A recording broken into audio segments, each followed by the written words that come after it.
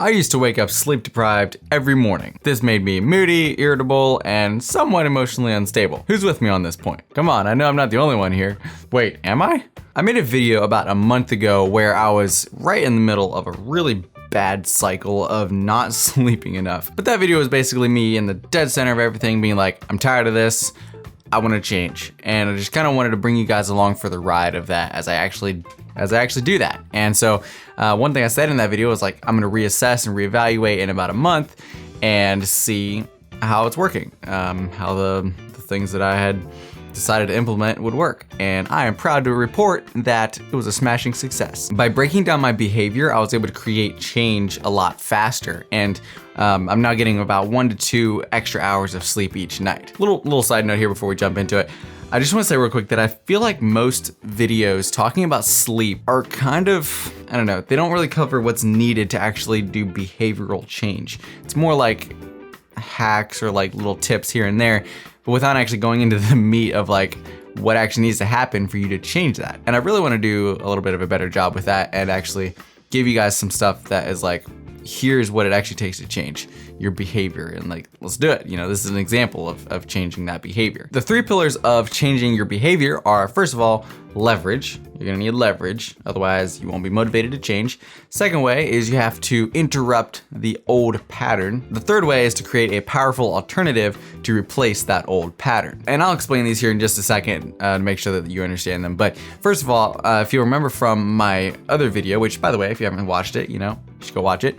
One thing that I had said, or one of my first course of action, I should say, was to create a reward system for whenever I would get sufficient sleep, or to withhold that reward for my lack of discipline. And this is the first way that I created leverage to change without even realizing it. It's kind of interesting because I'm just beginning to study human behavior and like what actually makes us change, like what actually goes into that. But if you can learn what to do or how to create change, you can change like that. Most of the time we don't understand exactly how to do it or the things that go into it, and it really slows us down. So I'm really enjoying digging into these things. And so we're gonna go through my sleep change and actually what happened there to make that change happen. Then you can apply this however you want. The way I built this system, this reward system within my day, was I would check my sleep tracker in the night, because it's actually important to realize, you know, how much time you're actually sleeping. So if I was actually sleeping, not just in bed, but if I was actually sleeping 7 or more hours per night, then I would allow myself to have a latte in the morning. And if you know me, you know I've had a latte almost every morning for about 5 years. 4 to 5 years. So it's like it's part of my routine. Pretty much no change is gonna happen if you're comfortable with where you're at. And that's what leverage is. It's a way of getting yourself to move and to go forward. And you know, coffee, it's like a small thing, right? But you know, depending on what you're trying to change, you need more and more leverage to do that. And it's interesting because you have positive leverage and negative leverage, and you need to use both of them, I believe, in order to create the most amount of leverage and the most amount of change. So the more extreme version of this for, you know, big change where you really want to move yourself would be to find a way to reinforce that if you stay where you are, you will experience, you know, massive immediate pain if you stay there because of your actions.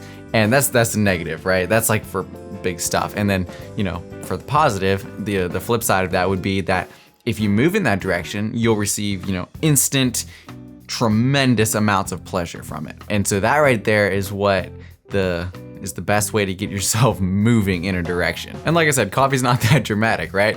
But you know, it's a start. So a more dramatic one would have been, you know, if you don't get enough sleep, you're not gonna eat breakfast. And like, yeah. The next course of action that I laid out was to create a structure for my nightly routine. And here's what I laid out. So 9:30, all my work stops, which is really critical because I work very, very close to where I sleep. And it's always, you know, there's always something to be working on. And then from 9:30 to 9:45 is just winding down, personal hygiene, you know, things like that. And then from 9:45 to 10 is my kind of daily review, more of a wind down part of it where I'm, you know, in bed journaling or writing or just thinking through the day, like, hey, what happened today? what did I learn? What did I, do right, do wrong, whatever. That gives me about 15 to 20 minutes to just kind of do that, wind down, and then that'll hopefully leave me done around 10 or a little after. And then that leaves me, half an hour to actually fall asleep, because you don't just fall asleep like that. I mean, I could, but usually that's when I think about things and process. So that should put me to asleep, actually asleep at 10:30, which will give me exactly 7.5 hours to when I wake up. Now, at first glance, this looks just like a schedule, right? But it's actually not. This is the second and third part of what is needed to create change in your behavior. If you remember, the second two parts were interrupting the old pattern, like interrupting it, not just, let's casually wham, you interrupt it. It's a big jolt, because you need a jolt in order to dislodge that. And then the third part, the last part of it, was replacing that old pattern with a new alternative solution or new pattern to take its place. Think about it like you're playing a CD. I know, ancient technology, what even is a CD? If you try to take a new pattern and fit it over top of the old one, it's like if you have a CD player and you stick another CD on top of it and you try playing both of them, it just won't work. And what you have to do is you have to take that old CD out, and you have to take a knife or something and just scratch it all up, because within that CD is a etched pattern of what it plays. You have to mark it up so that it's painful to reuse that. You ever tried listening to a scratch CD? Then you take the new CD and put it in and replace it with a new pattern. And too often when we take the old pattern out, we don't make it painful to put it back in. Too often we take it out and just put a new CD in there, and it's a new pattern. It's okay, cool, but then we revert back to the comfortable pattern. Whereas if you take it out, like I said, you scratch it all up so that it's painful to use that again, it means you're not gonna slip back into it nearly as easily. And the important thing is we're actually replacing it with something. That's the other thing people will do. They'll take that behavior out and then they don't fill it with anything. And so what do you think happens? That behavior slips right back in there. And that's what this new schedule was. It was replacing that old pattern, putting a new CD in there. Sorry, I can't think of a better analogy. Now, we've covered the foundation of what it takes to change. That being that you need leverage, positive and negative. You need to interrupt that old pattern, and then you need to replace that old pattern with a new alternative, preferably a powerful alternative, something that's better and that gives you better results. And no matter what kind of change you're trying to incite or do to your behavior, these three things are always going to be the foundation for that. Somewhere in there, these three things are there if it's going to work and actually stick. So now that I've gotten the change, I've gotten to where I want to be change-wise, and I've changed my behavior, I need to make sure that this becomes a habit. And you do that by reinforcing that new pattern until it becomes something that gets etched into your routine, into your day, into your mind as a habit, and then it just happens automatically. Now you can either accelerate this process or put the brakes on it, and I'll tell you how.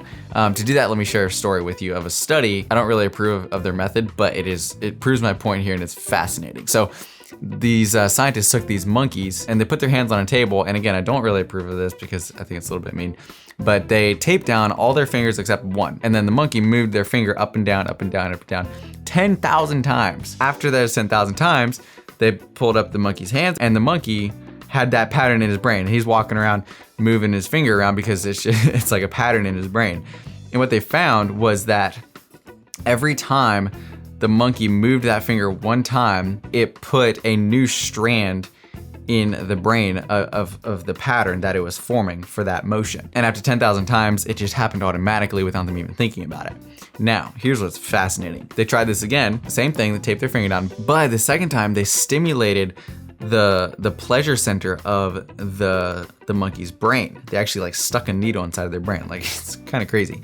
And they gave the monkey a boost of pleasure to their brain every time that they moved their finger. And what they found was that when they did it this way, instead of doing one strand of connection in the brain every time they moved their finger, it now did 500 strands for every one time that they moved it.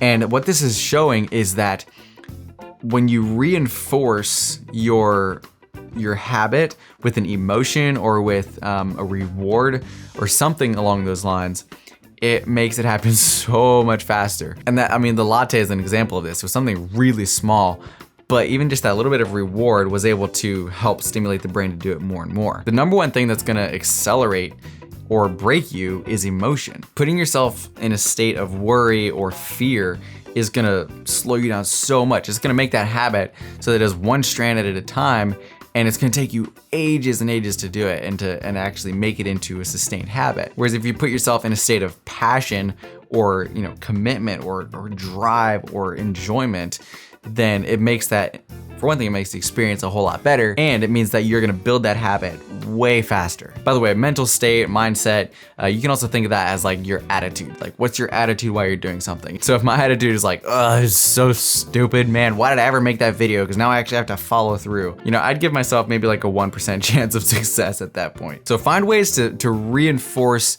and put positive emotion behind the habits you're trying to form. Otherwise, it's gonna take you a really long time. So we were talking about fear and worry and the mindsets that go along with that. So speaking of those things, if you want to watch my video on how to remove negative emotions, you should definitely check that out. So with that being said, as always, stay creative, and I'll see you in the next video.